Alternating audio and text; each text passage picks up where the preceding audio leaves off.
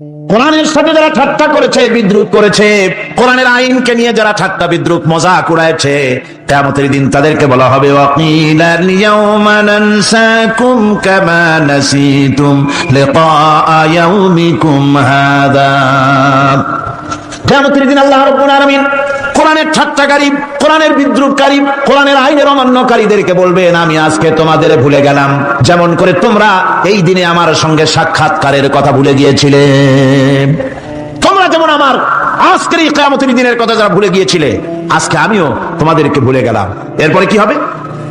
ওয়ামাওয়াকুমুন নার ওয়া মা লাকুম মিন নাসিরিন। আল্লাহ পাক বলেন এরপরে এদের জায়গা হবে জাহান্নাম, আর এদের সাহায্যকারীও কেউ থাকবে না, জাহান্নামে চিরকাল থাকতে হবে। এটা এই জন্য যে তারা আল্লাহর কোরআনের সঙ্গে ঠাট্টা করেছে, বিদ্রুপ করেছে, কোরআনের আইন মানে নাই, কোরআনের আইনকে অমান্য করে চলেছে। এই জন্য কিয়ামতের দিন আল্লাহ রাব্বুল আলামিন তাদেরকে শাস্তি প্রদান করবেন। কোরআন পৃথিবীর বুকে আল্লাহ নাজিল করেছেন, শুধু তেলাওয়াত করবেন ঝুলে ঝুলে। কি জন্য নাজিল হলো? এবার উদ্দেশ্য শুনুন। আল্লাহ পাক বলেন আর রহমান আল্লামাল কোরআন। আল্লাহ রাব্বুল আলামিন তিনি হলেন এমন দয়াবান, এমন রহমান, যিনি কোরআন শিখালেন। কি কারণে শিখালেন? কোরআন নাজিলের উদ্দেশ্য কি? আল্লাহ পাক বলেন ইন্না আনসালনা ইলাইকাল কিতাবা বিল হাক্কি লিতাহকুমা বাইনান নাসি বিমা আরাকাল্লাহ। আল্লাহ পাক বলেন এই কিতাব আমি আপনার প্রতি অবতীর্ণ করেছি এই জন্য যাতে করে আপনি আল্লাহর প্রদর্শিত এই বিধান অনুযায়ী মানুষের উপরে বিচার ফয়সালা করতে পারেন। মানুষের উপরে আইন চলবে আল্লাহ।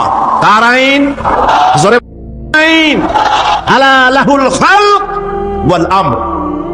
সৃষ্টিজাত আইন চলবে কার? আল্লাহ পাক বলেন এই জন্য নাজিল করলাম, কোরআন নাজিল করেছি যাতে করে কোরআনের আইন দিয়ে বিচার ফয়সালা করতে পারেন, সেই জন্যই কোরআন নাজিল করলাম। আসলে আল্লাহর নবীর এই পৃথিবীতে আগমনের উদ্দেশ্য ওটাই ছিল। হুয়াল্লাযী আরসালা রাসূলাহু বিল হুদা ওয়া দীনিল হক লিইয়ুযহিরাহু আলাদ-দীনি কুল্লিহি ওয়া কাফা বিল্লাহি শাহীদা। আল্লাহ রাব্বুল আলামিন বলেন আমি আমার রাসূলকে দ্বীনে হক, সত্যের বিধান সহকারে দুনিয়ায় প্রেরণ করেছি। লিইয়ুযহিরাহু আলাদ-দীনি কুল্লিহি আয় লিইয়ুগলিবাহু আলা সাইরিল আদিয়ান। সমস্ত আদিয়ানে বাতিলের উপরে আমার দ্বীনকে বিজয়ী করে দেওয়ার জন্য আমি রাসূলের কাছে কিতাব সহকারে তাকে অবতীর্ণ করেছি। এ দায়িত্ব শুধু মুহাম্মদ সাল্লাল্লাহু আলাইহি ওয়াসাল্লামের ছিল না, দুনিয়ার উপরে আল্লাহর দ্বীন কায়েম করা, আল্লাহর বিধান অনুযায়ী মানুষের বিচার ফয়সালার দায়িত্ব শুধু মুহাম্মদ সাল্লাল্লাহু আলাইহি ওয়াসাল্লামের ছিল না, সমস্ত নবীদের ছিল। কাদের ছিল? সব নবীদের ছিল। فبعث الله النبيين مبشرين منذرين وأنزل معهم الكتاب بالحق ليحكم بين الناس।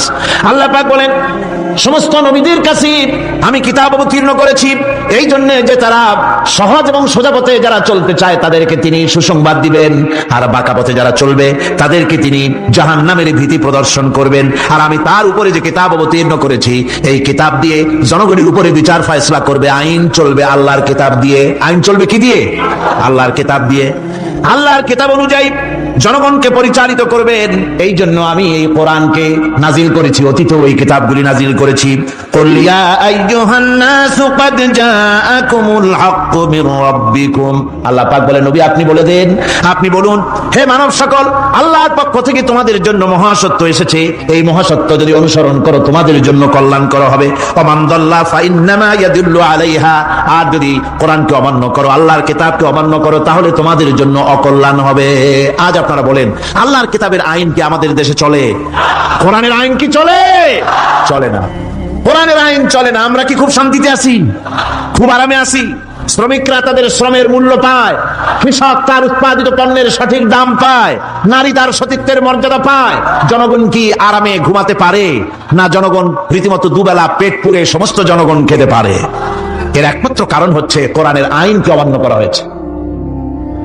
ভালো করে কান পেতে শুনুন, আল্লাহ রাব্বুল আলামিন কোরআনে কারীমের মধ্যে পরিষ্কার করে বলেছেন, ওয়া মান লাম ইয়াহকুম বিমা আনজালাল্লাহু ফাউলাইকা হুমুল কাফিরুন।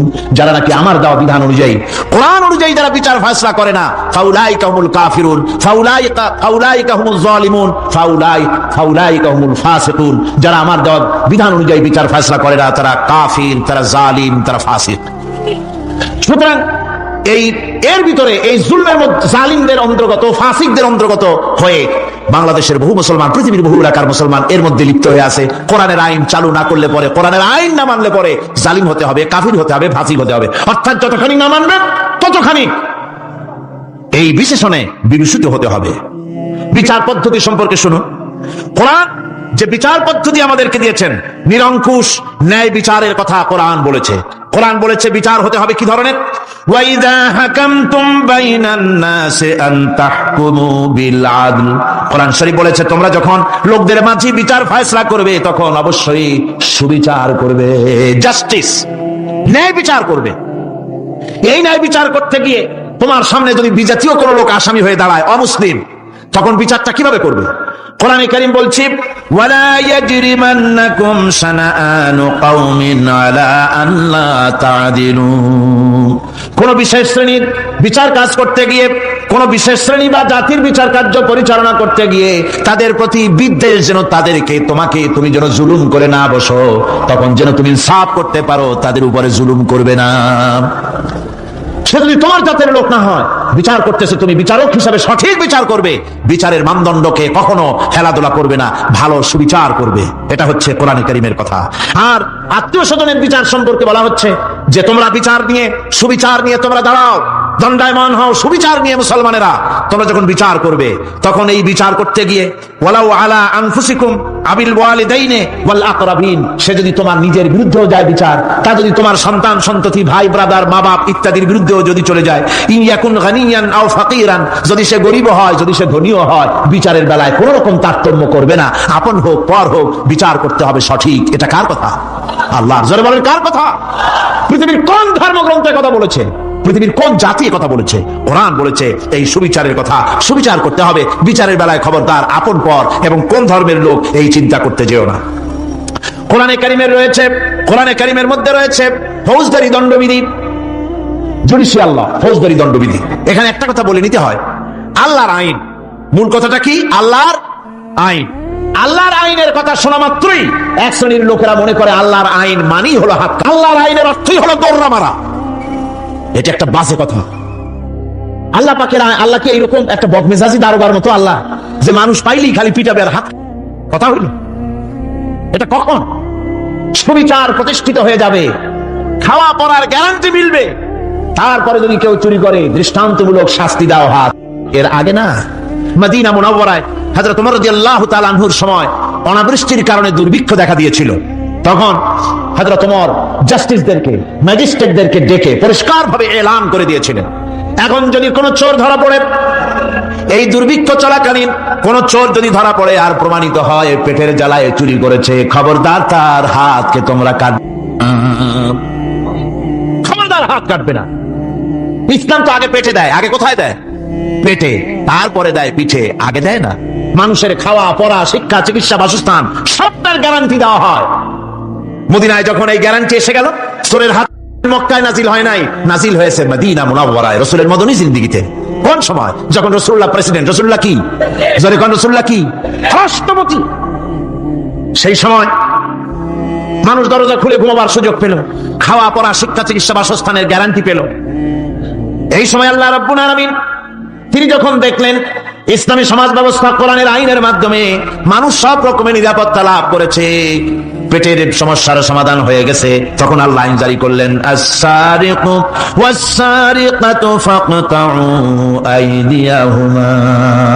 চোর পুরুষ হোক আর নারী হোক, উভয়ের হাত, পুরুষ হোক আর নারী হোক, এখন উভয়ের হাত। দৃষ্টান্তমূলক শাস্তি হোক, যাতে করে এই চুরি আর না কেউ না করে।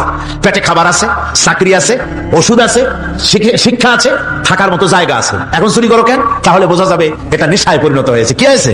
নেশা। তখন তো আর চোরকে বসায় সেলুট মারা আর যাবে না, এখন হাত একটা শাস্তি দিয়ে দাও। আমাদের দেশে কিন্তু চোরের হাত আইনের ব্যাপারে কোন চোরের আজ পর্যন্ত মিছিল করে না। বাংলাদেশের কোন ছোট ছোট চোর, যেমন তাল চোর, বেল চোর, কচু চোর, ছাতি চোর, জুতা চোর, আর যত ছোট ছোট চোর, এই সব চোরেরা কি কোনোদিন মিছিল করেছে যে চোরের আইন মানি না, মানবো না? বলেছে কেউ?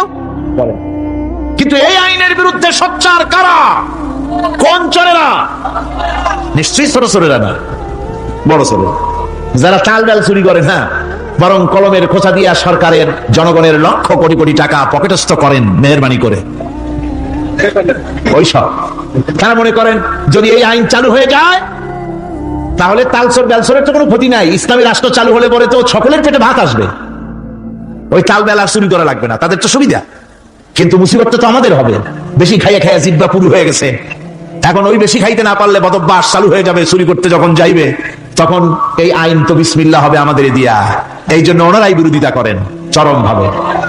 আমার বন্ধুগণ, কোরআনের আইন বন্ধ করার ক্ষমতা কারো নাই। আইন চালু হলে পরেই শান্তি আসবে। ওরা বিরোধিতা করছে, ওরা বলছে চোরের এটা হচ্ছে একটা অমানবিক ব্যাপার। আইনটা কার? আল্লাহ। মানুষগুলি কার? তোমার তো দরদ কেন? মায়ের চাইতে মাসির দরদ বেশি, এটা কি খুব সুলক্ষণ? না, এটা দারুণ কুলক্ষণ। সুতরাং আল্লাহ রাব্বুল আলামিন তার আইন হচ্ছে শাশ্বত। চোরের হাত হয়ে নয় যে বাংলাদেশ ইসলামী দল যদি ক্ষমতায় আসে পাইকারি দরে চোরের হাত করবে না। ততক্ষণ পর্যন্ত আইন চালু হবে না যতক্ষণ পর্যন্ত সমস্ত মানুষ তাদের কর্মসংস্থান না হবে, খাবার না পাবে, চাকরি বাকরি না হবে, খেয়ে পরে খাওয়া পড়া, শিক্ষা, চিকিৎসা, বাসস্থান সবটার গ্যারান্টি মিলবে, তারপরে আইন চালু হবে। আগে না। আল্লাহ রাব্বুল আলামিন ফৌজদারি দণ্ডবিধি আওতার ভিতরে চোরের কি শাস্তি হবে তা বললেন। নরহত্যার শাস্তি কি হবে তাও আল্লাহ পাক এখানে বলছেন, ইয়া আইয়ুহাল্লাযীনা আমানু কুতিবা আলাইকুমুল কিসাসু ফিল কাতলা। আল্লাহ পাক বলেন তোমাদের প্রতি নরহত্যার শাস্তি স্বরূপ কিসাস নির্দিষ্ট করা হয়েছে, অর্থাৎ হত্যার বদলে একজন মানুষ আর একজন মানুষকে হত্যা। কোরআনের আইন হচ্ছে ওকে। কি সুন্দর আইন, সুবহানাল্লাহ পড়েন। তাহলে কি হবে?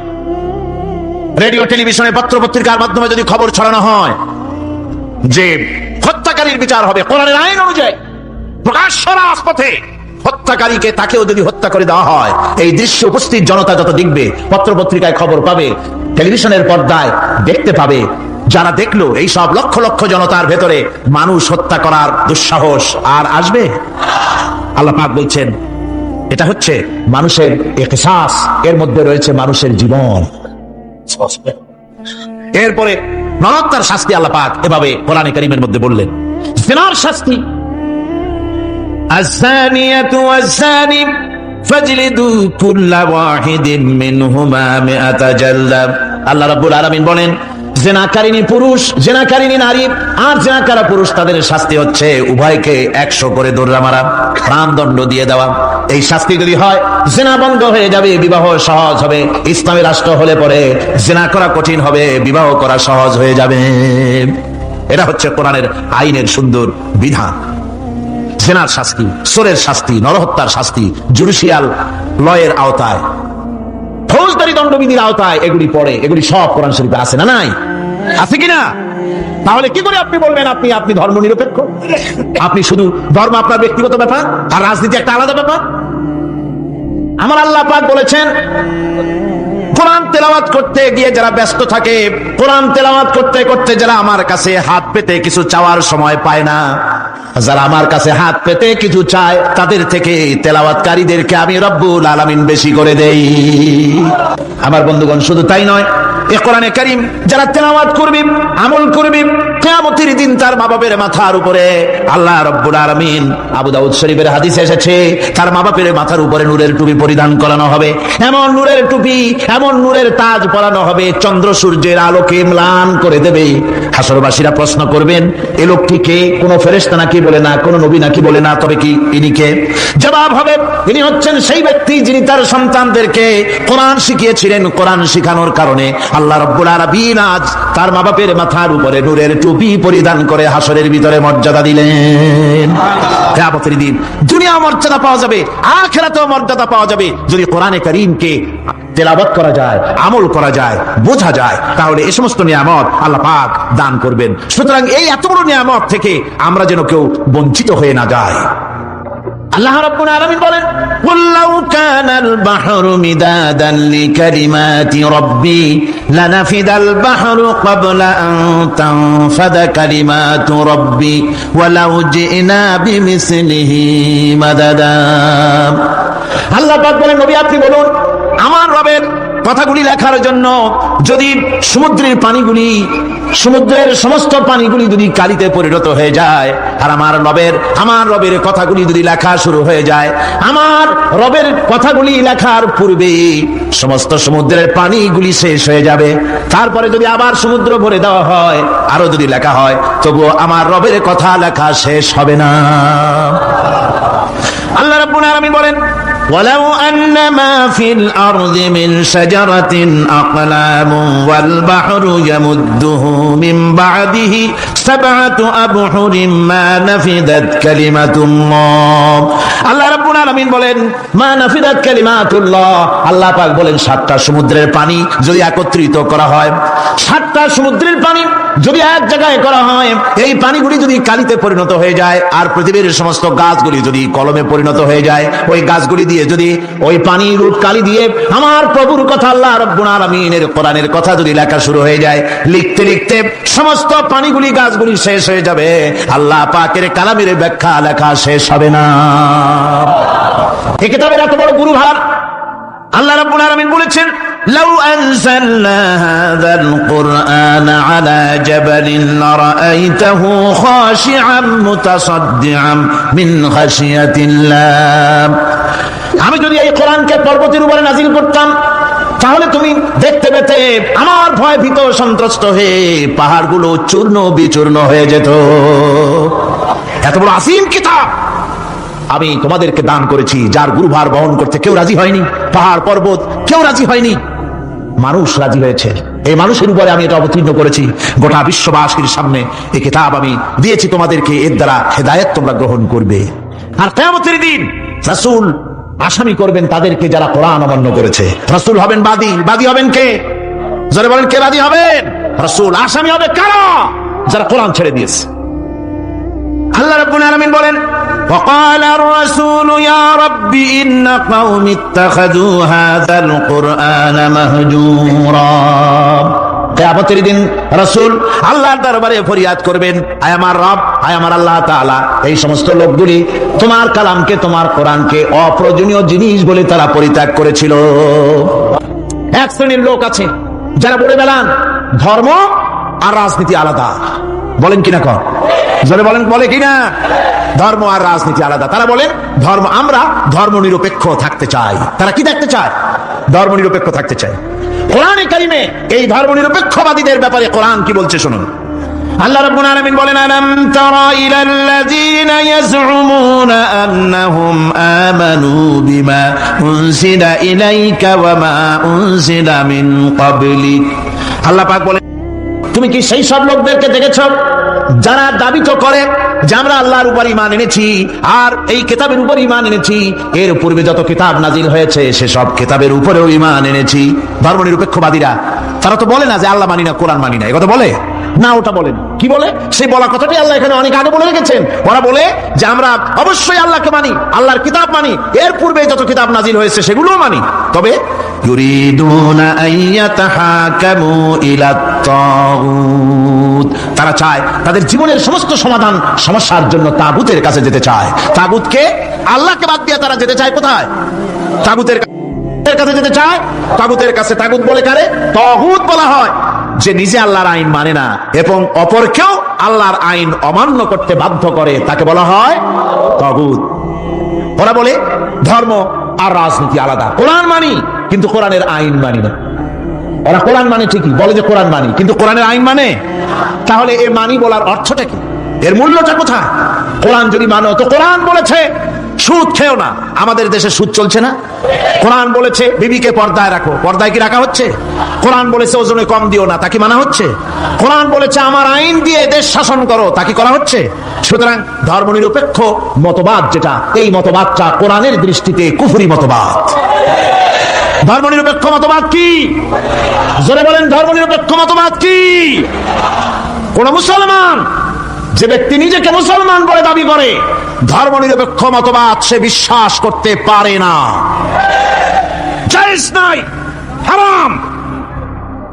আফাতুমিনুনা বিবাদিল কিতাব ওয়া তাকফুরুনা বিবাদ, তোমরা কোরআনের কিছু অংশকে মেনে নিবে আর কিছু অংশকে করবে অস্বীকার। এটা যদি করো দুনিয়ার জীবনে পাবে দুনিয়ার জীবনে জিল্লতি আসবে, লাঞ্ছনা আসবে, আর কিয়ামতে পাবে জাহান্নামের শাস্তি। সুতরাং ধর্মনিরপেক্ষ মতবাদের অর্থ তারা বলে যে ধর্মহীনতা নয়, আসলে কিন্তু ধর্মনিরপেক্ষ মতবাদের অর্থই হলো ধর্মহীনতা। ঠিক কিনা কন? যারা বলেন ঠিক কিনা? এই ধর্মনিরপেক্ষ মতবাদ আমাদের দেশের জন্ম হয় নাই, এর জন্ম হয়েছে ইউরোপ সভ্যতায়, প্রাচীন ইউরোপ সভ্যতায় এর জন্ম হয়েছিল। সেখান থেকে তার আন্ডা বাচ্চা ভারতে এসেছিল। ভারত থেকে এই আন্ডা বাচ্চার কিছু অংশ 1972 সালে তদানীন্তন সরকারের মাথার উপরে ভারত চাপিয়ে দিয়েছিল। সেই ধর্মনিরপেক্ষ মতবাদ 1972 সনের সংবিধানে লেখা হলো, কিন্তু 1982 সনে যখন সংবিধান আবার অ্যামেন্ডমেন্ট করা হলো, তখন ধর্মনিরপেক্ষতার কপালে ঝাঁটা মেরে বিদায় করা হয়েছে। বাংলাদেশে ধর্মনিরপেক্ষ মতবাদ চলতে পারে না। ধর্মনিরপেক্ষ মতবাদের কথা আমাদের দেশে তারাই বলে যারা 72 সনে ক্ষমতায় ছিলেন। তারা ধর্মের সাথে কি ব্যবহার করেছেন আমরা ভুলে যাই নাই, আপনারা ভুলে গেছেন। 1972 সনে দেশের সমস্ত বিশ্ববিদ্যালয়ের মনোগ্রাম থেকে ইকরা বিসমি রাব্বিকাল্লাযী খালাক রাব্বি জিদনি ইলমা, কোরআনে কারীমের এই আয়াতকে বিদায় করে দেওয়া হয়েছিল। শাসনতন্ত্রের শিরোনামে বিসমিল্লাহকে গ্রহণ করা হয় নাই। শুধু তাই নয়, কোরআনে কারীম যেখানে তেলাওয়াত করা হয়, তখনকার সময় রেডিওতে, টেলিভিশনে, ওই 72 থেকে 3 বছর, এবং এখনো সেই দলটি মিটিং করতে গিয়ে, কোন জায়গায় কিছু করতে গিয়ে, আগে কোরআন শরীফ, তারপরে গীতা, তারপরে বাইবেল। এগুলি হচ্ছে মুনাফিকের লক্ষণ। কিসের লক্ষণ? যেখানে যেই টেবিলে, যেই মঞ্চে কোরআন তেলাওয়াত হয়, বাইবেল গীতা পড়া হারাম, পড়া হতে পারে না। এর চাইতে শ্রেষ্ঠ কিতাব আল্লাহর দুনিয়া আছে? সমস্ত কিতাবকে রদ করেছে কোরআন। হযরত ওমর রাদিয়াল্লাহু তাআলা আনহু রাসূল করিম সাল্লাল্লাহু আলাইহি ওয়াসাল্লামের কাছে গিয়ে তাওরাতের একটা পাতা পড়তেছিলেন। হযরত আবু বকর রাদিয়াল্লাহু তাআলা আনহু সেখানে চলে এলেন। এসে দেখেন রাসূল করিম সাল্লাল্লাহু আলাইহি ওয়াসাল্লামের চেহারা মোবারক লাল হয়ে গিয়েছে গুসায়। হযরত আবু বকর বললেন, ওমর, তুই যদি এর থেকে মরে যেতিস, তুই যদি এর থেকে মরে যেতিস, তুই যদি এর থেকে মরে যেতি। 3 বার বললেন। হযরত ওমর শিউরে উঠলেন, হতচকিত হয়ে উঠলেন। আবু বকর আমাকে মরার কথা বলছেন কেন? তিনি তাকিয়ে দেখেন রাসূল করিম সাল্লাল্লাহু আলাইহি ওয়াসাল্লামের চেহারা মোবারক গুসায় লাল হয়ে গেছে। হযরত ওমর বলছেন, ইয়া রাসূলুল্লাহ, আমার এবং আমার পিতামাতার জীবন আপনার কদম মোবারকে উৎসর্গ হয়ে যাক। আমি অপরাধ করেছি, কি অন্যায় করেছি হুজুর আমাকে বলুন। হুজুর বলছেন, ওমর, তুমি যে তাওরাতের পাতা আমার সামনে পড়তেছো, এই তাওরাত যার উপরে নাজিল হয়েছিল, সেই মুসা আলাইহিস সালাম যদি আজকে বেঁচে থাকতেন, তাহলে আমার উম্মতের ভিতরে শামিল হয়ে যাওয়া তার জন্য ফরজ হয়ে যেত। অতীতের সমস্ত কিতাবকে রদ করা হয়েছে, সমস্ত শরিয়াতকে বন্ধ করা হয়েছে। সুতরাং কোন মুসলমানের প্ল্যাটফর্মে যেখানে কোরআন তেলাওয়াত হয়, বেদ, বাইবেল, কিতাব পড়া হারাম। সেখানে এই মুনাফিকরা তাও করে থাকে। আমার মুসলমান ভাইয়েরা, নজরুল ইসলাম কলেজের ইসলাম শব্দ বাদ দিয়ে নজরুল কলেজ করা হয়েছিল। সলিমুল্লাহ মুসলিম হলের মুসলিম শব্দ বাদ দিয়ে শুধু সলিমুল্লাহ হল করা হয়েছিল। তার মানে ধর্ম এদের কলিজায় আগুন জ্বালিয়ে দেয়। ইসলামের নাম বরদাস্ত হয় না, কোরআনের নাম বরদাস্ত হয় না। আর বরদাস্ত হয়নি বলেই আল্লাহ পাক তার ইন্তেকাম নিয়েছেন। আমার বক্তব্য হচ্ছে, কোরআনে কারীম পৃথিবীতে এসেছে শাসন করতে দুনিয়াকে। তার মধ্যে রয়েছে রাজনীতি, অর্থনীতি, সবকিছু। এই বিচার ফয়সালা কোরআন থেকে যারা গ্রহণ করে না, রাসূলকে যারা বিচারক মানে না, তাদের সম্পর্কে আল্লাহ পাক কি বলছেন শুনুন। فلا وربك لا يؤمنون حتى يحكموك فيما شجر بينهم ثم لا يجدوا في أنفسهم حرجا مما قضيت ويسلموا تسليما আল্লাহ রাব্বুল আলামিন বলেন ফালা ওয়া রাব্বিক, কখনো নয় হে নবী, আপনার রবের কসম, কখনোই নয় ওরা মুমিন নয় যারা নাকি তাদের জীবনের সব কিছুর ব্যাপারে যতক্ষণ পর্যন্ত আপনাকে বিচারক না মানে, আপনার দেওয়া ফয়সালাকে গ্রহণ না করে, এবং আপনি বিচার করার পর ফয়সালা দেওয়ার পরে এটার উপরে দ্বিধাহীন চিত্তে মেনে যতক্ষণ না নিবে, ততক্ষণ পর্যন্ত তারা যত ঈমানের দাবি করুক তারা আসলে মুমিন না। এ ফতোয়া কার? এ ফতোয়া কার? আল্লাহ রাব্বুল আলামিনের ফতোয়া। কখনো মুমিন হতে পারবে না যারা রাসূলুল্লাহকে ফয়সালাকারী হিসেবে গ্রহণ না করবে, কোরআনকে সংবিধানের উৎস হিসাবে গ্রহণ না করবে। কোরআন এসেছে আইনের কিতাব হিসেবে পৃথিবীর মানুষকে পরিচালিত করার জন্য। আজ এই কোরআনের আইন যারা মানে সেখানে শান্তি পায়, কোরআন যেখানে মানে না সেখানে শান্তি হয় না। আল্লাহ পাক পরিষ্কার বলেছেন কোরআনের আইন মেনে চলো। আর যারা এই কোরআনকে অমান্য করবে তাদের শাস্তি কি হবে? আল্লাহ পাক বলেন আল্লাযীনা কাযযাবু বিল কিতাবি ওয়া বিমা আরসালনা বিহি রুসুলানা ফাসাউফা ইয়ামালুন। আল্লাহ পাক বলেন আমি যে কিতাব নাজিল করেছি এই কিতাবকে যারা মিথ্যা মনে করে, কিতাবকে যারা অস্বীকার করে, কোরআনের আইন যারা মানে না, আমি যে রাসূলের উপরে যা নাজিল করেছি সেগুলির উপরে যারা ঈমান আনে না, এগুলিকে যারা মানে না, তাদের জন্য এর পরিণতি তারা খুব শীঘ্রই টের পাবে। খুব শীঘ্রই তাদেরকে পরিণতি দেওয়া হবে।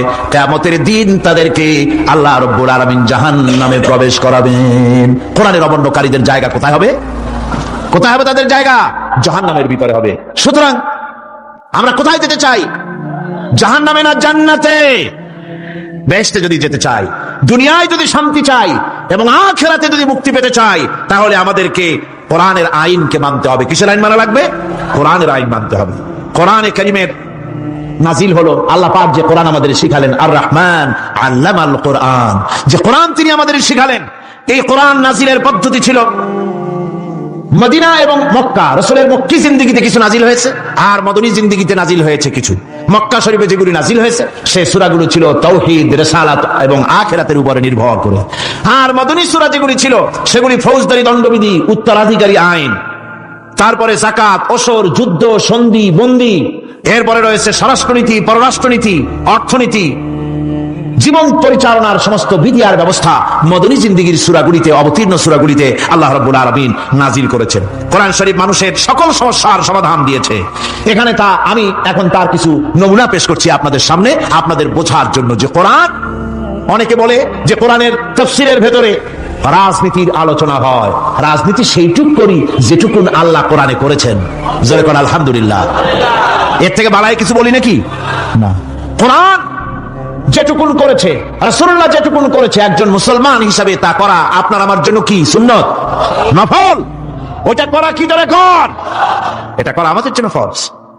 সেই জন্য আমি কিছু নমুনা পেশ করছি আপনাদের সামনে, বুঝতে পারবেন যে কোরআন শুধু নামাজের কথা নিয়ে আসে নাই। কোরআনের মধ্যে আয়াত সংখ্যা কত?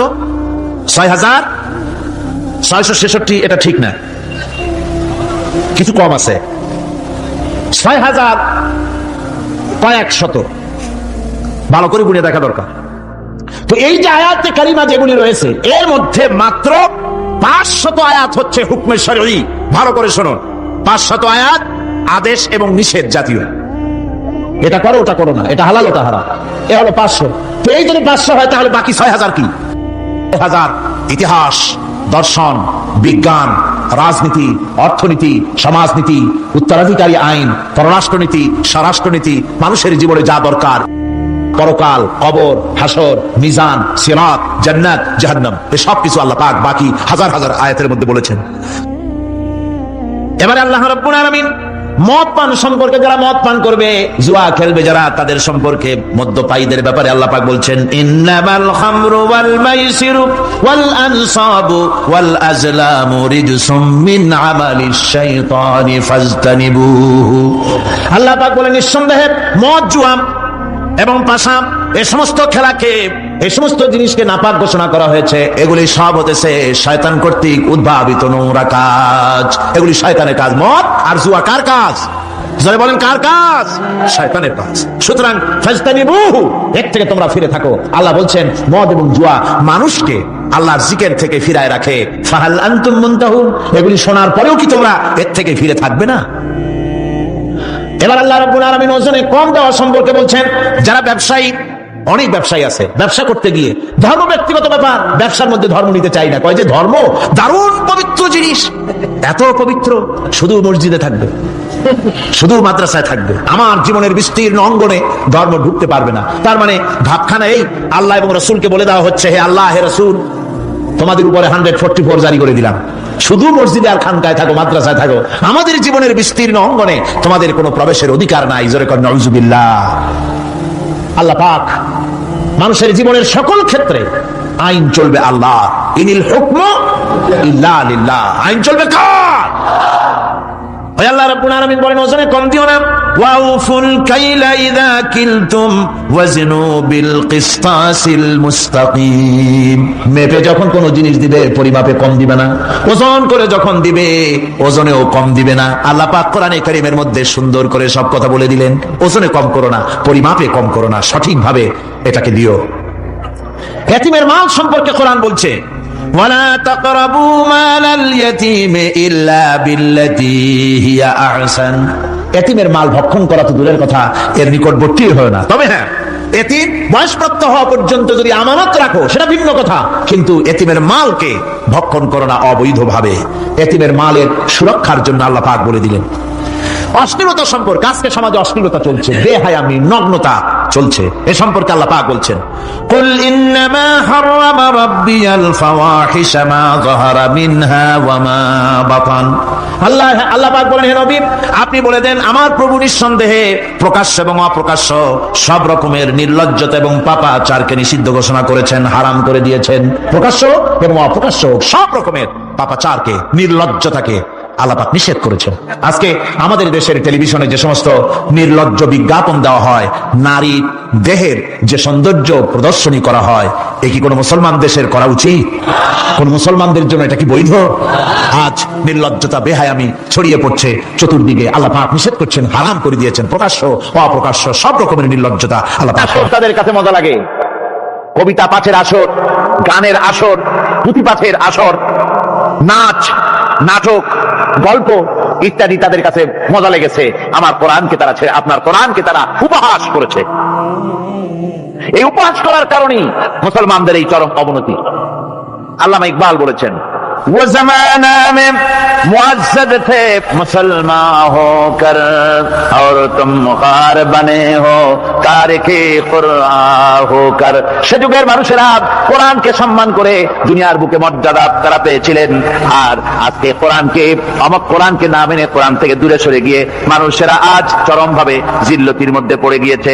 কাজেই আল্লাহ রাব্বুল আলামিনের নবী কিয়ামতের দিন মামলা দায়ের করবেন, বড় মুশকিল হয়ে যাবে মুসলমানদের জন্য, বিপদে পড়ে যেতে হবে। সেজন্য রসুল যে মামলা দায়ের করবেন, ওই মামলায় যেন আমরা আসামি না হয়ে যাই, তার জন্য আমাদের দায়িত্ব হলো কোরআন পড়তে হবে, কোরআন বুঝতে হবে, আর কোরআন অনুযায়ী নিজেদের জীবনকে পরিচালিত করতে হবে। যারা এই কোরআনকে মানবে না, কোরআনের ফয়সালা অনুযায়ী জীবনের ফয়সালা করবে না, তাদের সম্পর্কে আল্লাহ পাক বলেছেন, ওয়ামান লাম ইয়াহকুম বিমা আনজালাল্লাহু ফাউলাইকা হুমুল যালিমুন। যারা এই কোরআন দিয়ে, বিধান দিয়ে বিচার ফয়সালা করে না, তারা জালিম, তারা জালিম, তারা কাফের, তারা ফাসিক, যারা নাকি কোরআন দিয়ে বিচার ফয়সালা করে না। সুতরাং কোরআনের একটি রাজ কায়েম করার জন্য চেষ্টা করতে হবে, সম্মিলিতভাবে চেষ্টা করতে হবে, যাতে করে সমাজে কোরআনের রাজ কায়েম হয়ে যায়। শুধু তেলাওয়াতের মাধ্যমে নয়, বরং বাস্তবে কোরআনকে জমিনে প্রতিষ্ঠার জন্য সর্বাত্মক প্রচেষ্টা চালাতে হবে মুসলমানদেরকে। আমরা কি সেই প্রচেষ্টা চালাতে রাজি আছি? জোরে বলেন, রাজি আছি? আল্লাহ রাব্বুল আলামিন বলেন, আমি প্রত্যেক নবীর জন্য দুষ্কৃতকারীদেরকে দুশমন বানায় দিয়েছি, অর্থাৎ এই দুশমনী চলতে থাকবে। হঠাৎ করে ফেরেশতা এসে জমিনে দিন কায়েম করে দিয়ে যাবেন, এজন্য সংগ্রাম করতে হবে, এজন্য কষ্ট করতে হবে। আর আল্লাহ পাক বলেন, নবীকে আপনাকে সাহায্য করার জন্য, সত্য পথ দেখাবার জন্য আর সাহায্য করার জন্য আমি আল্লাহ আপনার জন্য যথেষ্ট। যখন দিন কায়েমের জন্য সংগ্রামে মানুষ লিপ্ত হয়ে যাবে, আল্লাহ পাক বলেন শত্রুদের হাতে অসহায় করে আমি তোমাদের ছেড়ে দেব না। ওয়া কানা হাক্কান আলাইনা নাসরুল মুমিনিন, মুমিনদের সাহায্য করা আমি আল্লাহর জন্য ওয়াজিব। মুমিনদের জন্য সাহায্য করা আল্লাহর কি হক। আল্লাহ বলেন আমি মুমিনদেরকে সাহায্য করব, ভয় পাইও না। ওয়ালা তাহিনু ওয়ালা তাহজানু ওয়া আনতুমুল আলাউনা ইন কুনতুম মুমিনিন। কোন ভয় নাই, কোনো চিন্তা নাই। যদি মুমিন হও আমি আল্লাহ তোমাদেরকে বিজয়ী করব। মুমিন হওয়া লাগবে। আর যদি মুমিন না হও তাহলে বারবার মতো কাফেরের দেশ ভয় দেখাবে, ভয় ছুটে ছিটে হয়ে পড়বা। বুঝলেন? ঈমান যদি থাকে, ঈমানের মজবুতি যদি থাকে, তাহলে মুসলমান লড়াই করে এসেছে, ইতিহাস দেখিয়ে এসেছে। সামান্য কয়েকজন মুসলমান, আল্লাহ বলেছেন 10 জন যদি হও 100-র উপরে আমি তোমাদেরকে জয়যুক্ত করব। সুবহানাল্লাহ। মুত্তাকি হতে হবে, সাবের হতে হবে। মুসলমান হলে তার তো ভয়ের কিছু নাই। সে লড়াই করে অস্ত্রের জোরে নয়, জনবলে সৈন্যদের শক্তির জোরে নয়, সে লড়াই করে আল্লাহ রহমতের উপরে ভরসা করে, ইমানের জোরে। কিসের জোরে? ইমানের জোরে। এই জন্য মুসলমানদের সাথে যারাই লড়াই করতে এসছে, মায়ের খাইয়া পলাইয়া কুল পায় নাই, মহাবীর দুর্বল সিংহের মতো পলাইছে। তাদের তার কারণ কি? যে ওদের চিন্তা হলো যে যদি মরি তো জাহান্নাম ছাড়া পথ নাই। আর মুসলমান সে মনে করছে যদি বাঁচি তো গাছি, আর যদি মরি শহীদ হয়ে যাবো, জান্নাতে চলে যাবো। কোথায় চলে যাবো? জান্নাতে চলে যাবো। আমার ভাইয়েরা, এজন্য বিশ্বকবি কবি সম্রাট আল্লামা ইকবাল বলেছেন, বাতিল সে দবনে ওয়ালে है आसमान ही हम, बातिल से दबने वाले है आसमान ही हम, सो बर कर चुका है तो इम्तिहान हमारा। বাতিলের সামনে মাথা নত করার জাত আমরা না। আকাশ সাক্ষী, জমিন সাক্ষী, এই পৃথিবী সাক্ষী। মুসলমানেরা কখনো, ইমানদার মুসলমানেরা কখন কোন সময় তারা মাথা নত করে না। তারা সেই বীর জাতি। দস্ত দস্ত है दरिया भी न छोड़े हमने, दस्त दस्त है दरिया भी न छोड़े हमने, बहरे जुल्मत में दौड़ा दिए घोड़े हमने। আমরা সেই জাতি, প্রান্তর তো প্রান্তর। শ্রাবণের খরস্রোতা উত্তাল তরঙ্গমালা নদীর উপর থেকে ঘোড়া তাবড়িয়ে আমি নদীর অপর পারে ইসলামের পতাকা উড্ডীন করেছি, আমি সেই মুসলমান। সুতরাং আল্লাহ রাব্বুল আলামিন বলেন, ইয়া আইয়ুহাল্লাযীনা আমানু ইন তানসুরুল্লাহা ইয়ানসুরকুম।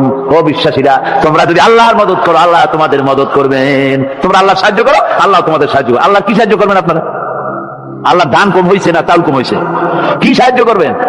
আল্লাহ সাহায্য মানে ইসলামের সাহায্য। আপনি যদি ইসলামের সাহায্য করেন আল্লাহ রাব্বুল আলামিন আপনাকে সাহায্য করবেন। আর সাহায্য এমন ভাবে করবেন, ইতিহাসে বহু কথা আছে, আমি সংক্ষেপ করে দিচ্ছি। বদরের প্রান্তরে মাত্র কয়েকজন মুসলমান, আল্লাহ পাক তাদেরকে কিভাবে জিতালেন। আল্লাহ পাকের ওই কবি বলতেছেন, ফিজায়ে বদরে পয়দা কুন ফেরেশতে তেরি নুসরত কো উতার सकते गर्दों से कतर अंदर कतर अभी। বদরের প্রান্তরে মুসলমানদের ঈমান ছিল, ওই ঈমান যদি তোমরা আনতে পারো তাহলে আমি আল্লাহ রাব্বুল আলামিন কাতারে কাতারে ফেরেশতা তোমাদের জন্য অবতীর্ণ করে দিতে পারি। যেরকম সুবহানাল্লাহ।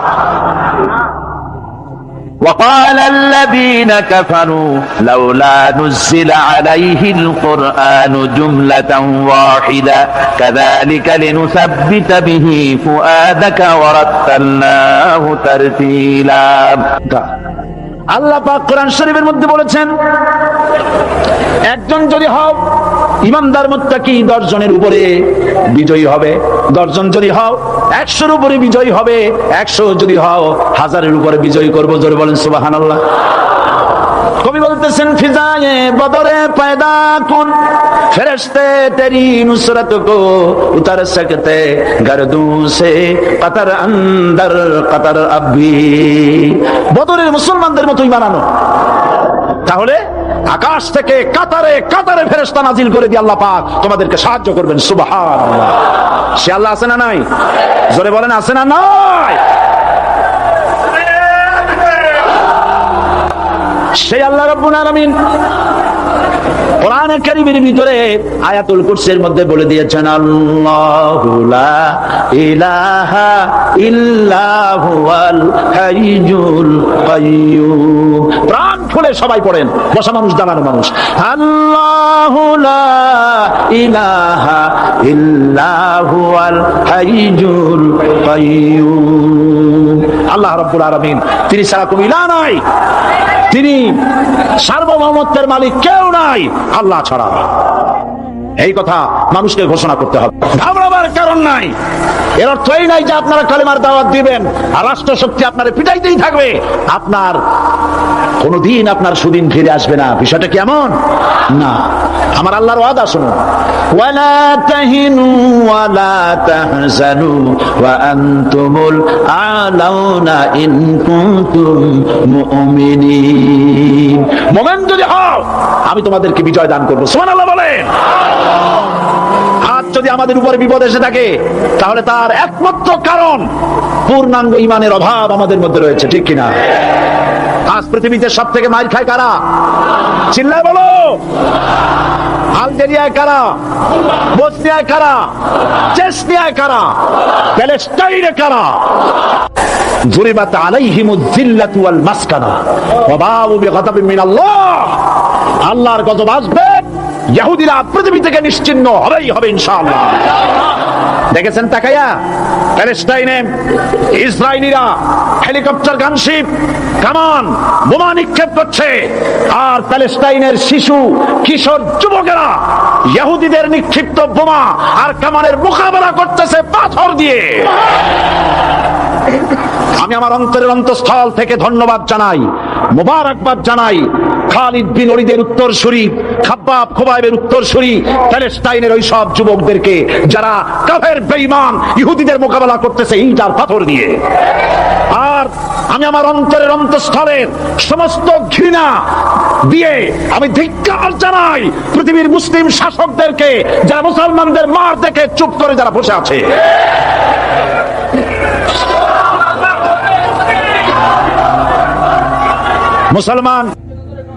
মুসলমান যদি মুসলমানের মতো হয় 10 জন যথেষ্ট। কয়জন যথেষ্ট?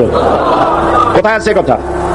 আল্লাহ পাক কোরআন শরীফের মধ্যে বলেছেন, একজন যদি হও ইমানদার মুত্তাকি 10 জনের উপরে বিজয়ী হবে। 10 জন যদি হও 100-এর উপরে বিজয়ী হবে। 100 যদি হও 1000-এর উপরে বিজয়ী করবো। জোরে বলেন সুবহানাল্লাহ। কবি বলতেছেন, ফিজায়ে বদরে পয়দা কুন ফেরেশতে তেরি নুসরত কো উতার সকতে গর্দু সে কতর আন্দর কতর আবি। বদরের মুসলমানদের মতোই বানানো, তাহলে আকাশ থেকে কাতারে কাতারে ফেরেশতা নাজিল করে দিয়ে আল্লাহ পাক তোমাদেরকে সাহায্য করবেন। সুবহানাল্লাহ। সে আল্লাহ আছে না নাই? জোরে বলেন আছে না নাই? সেই আল্লাহ রাব্বুল আলামিন কোরআনে কারীমের ভিতরে আয়াতুল কুরসির মধ্যে বলে দিয়েছেন, আল্লাহু লা ইলাহা ইল্লা হুয়াল হাইয়ুল কাইয়্যুম। প্রাণ খুলে সবাই পড়েন, বসা মানুষ দাঁড়ানো মানুষ।